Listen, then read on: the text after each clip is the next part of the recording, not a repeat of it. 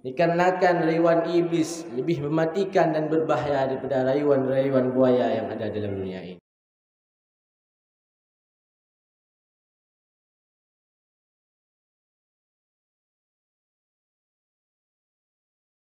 Assalamualaikum warahmatullahi wabarakatuh. Waalaikumsalam warahmatullahi wabarakatuh. Alhamdulillahi rabbil alamin.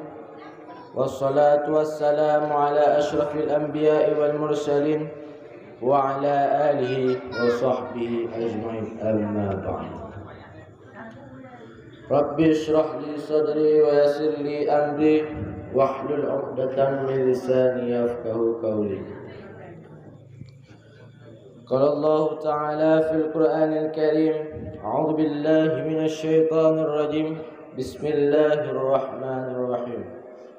Ulaika hum adallu, ulaika humul ghafilun. Shadaqallahul 'azim. وقال النبي صلى الله عليه وسلم في الحديث عدا عدوك نفسك التي بين جنبيك.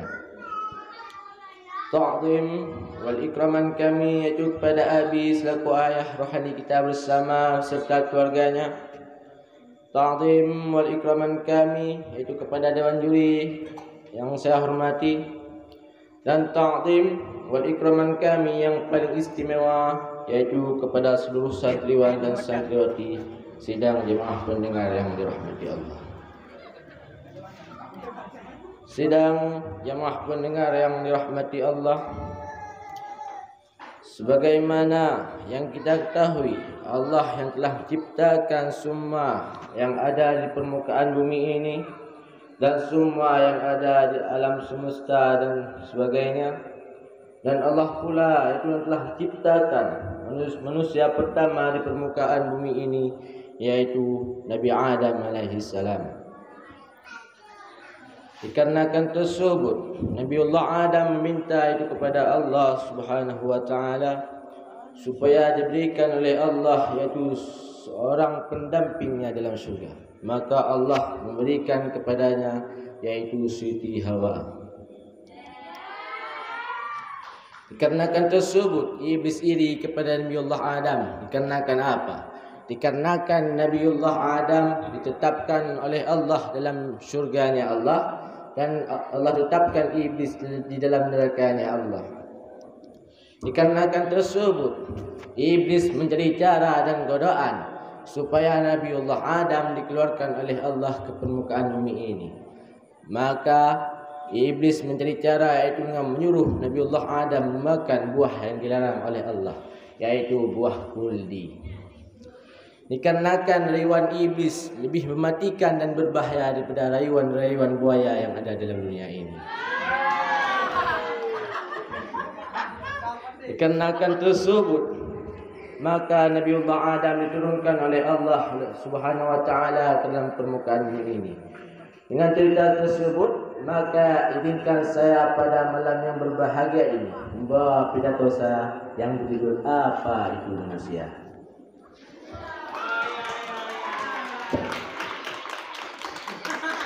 Manusia ialah hambanya Allah dan makhluknya Allah, dan terjadinya manusia di antara dua, di antara binatang dengan malaikat.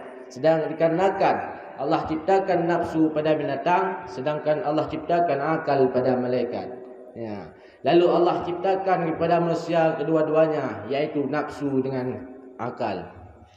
Dikarenakan apabila manusia tersebut tidak dapat menjaga nafsunya dan lalai dalam menjaga akalnya, maka manusia tersebut lebih hina dibandingkan binatang-binatang. Dikarenakan apa? Dikarenakan Allah ciptakan akal untuk manusia hanya untuk berfikir yang mana yang benar dan yang mana yang salah. Dikarenakan tersebut, apabila manusia tersebut tidak dapat memikirkan apa yang benar dan apa yang salah, berarti manusia tersebut lebih hina dibandingkan binatang-binatangnya Allah. Dikarenakan apa? Dikarenakan firman Allah dalam Al-Quran, ulaika hum adallu, ulaika humul ghafilun. Mereka bagaikan binatang-binatang ternak, bahkan lebih sesat lagi. Mereka ialah orang-orang yang lalai. Seperti saya bilang tadi, apabila manusia tersebut lalai dalam menjaga akalnya dan nafsunya, maka manusia tersebut lebih hina dibandingkan binatang-binatang. Ya. Sedangkan Allah Ta'ala telah memberikan kepada manusia itu kelebihan yang sangat baik, yaitu salah satunya akal. Dan yang kedua, Allah ciptakan perbezaan antara manusia dengan binatang, yaitu Allah ciptakan binatang dengan kepala dan punggungnya yang sejajar, sedangkan Allah Ta'ala berikan kepada manusia yaitu kepala di atas, punggung di bawah. Tapi malah manusia tersebut lebih menghinakan dirinya sendiri dengan tidak menjaga akal dan nafsunya. Dan sebaliknya, apabila manusia tersebut dapat tidak lalai dalam menjaga akalnya dan tidak lalai dalam menjaga nafsunya, maka manusia tersebut lebih mulia dibandingkan malaikat-malaikatnya Allah. Dikarenakan apa? Dikarenakan Allah berikan itu kepada manusia yaitu nafsu. Dikarenakan nafsu tersebut hanya menyuruh kepada yang buruk, kepada yang jahat. Mengapa saya ini bilang seperti itu? Dikarenakan firman Allah dalam Al-Quran, Inna sa'atu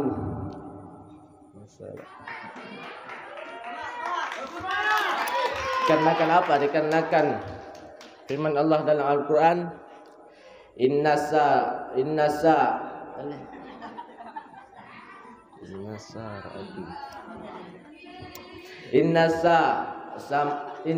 la amma ratu bisu'i. Dikarenakan nafsu tersebut hanya menyuruh manusia, dikarenakan nafsu tersebut menyuruh itu kepada yang jahat-jahat. Tidak ada nafsu yang menyuruh kita kepada yang baik. Apalagi sebagian daripada kita santri pasti ada nafsu ingin pulang. Nafsunya hanya ingin untuk bermain game. Itulah nafsu para santri, bukan yang lain. Dan musuh yang paling utama bagi umat manusia ialah bukan yang lain, yaitu nafsumu. Seperti sabda Nabi SAW, amma radduka. Apa ni?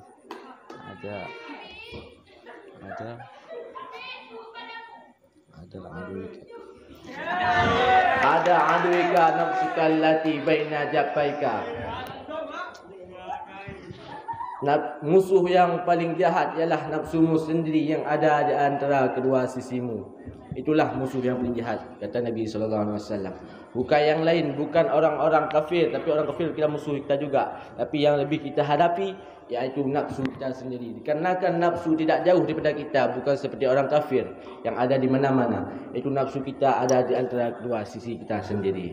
Maka berhati-hatilah dengan nafsu kalian.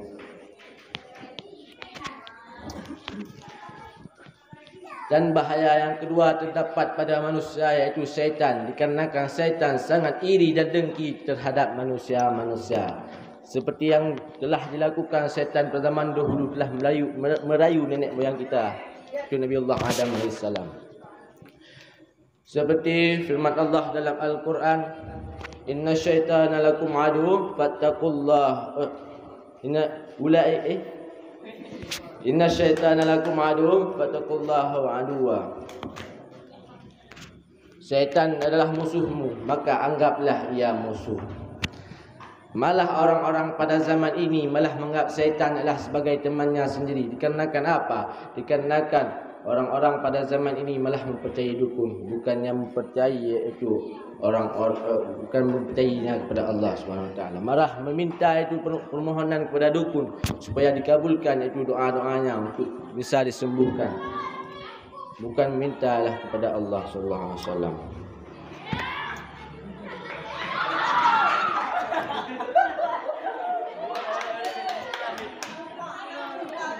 Dan maka kesimpulan yang dapat kalian ambil dalam pidato saya yang malam yang berbahagia ini tidak lain tidak bukan, apabila kalian mau lebih hina daripada binatang-binatang, maka kerjakanlah apa yang dilarang oleh Allah, dan janganlah lalai kalian dalam menjaga nafsu kalian, dan lalailah kalian dalam menjaga akal kalian, maka kalian lebih hina daripada binatang-binatang Allah. Maka apabila kalian ingin lebih mulia daripada malaikat-malaikatnya Allah, maka kalian tidak menjagalah akal kalian dengan sebaik-baiknya, dan tidak lalailah kalian dalam menjaga nafsu kalian sendiri.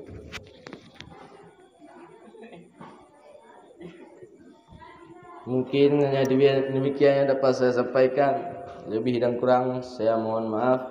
Saya akhiri, wabillahi taufiq wal hidayah. Wassalamualaikum warahmatullahi wabarakatuh.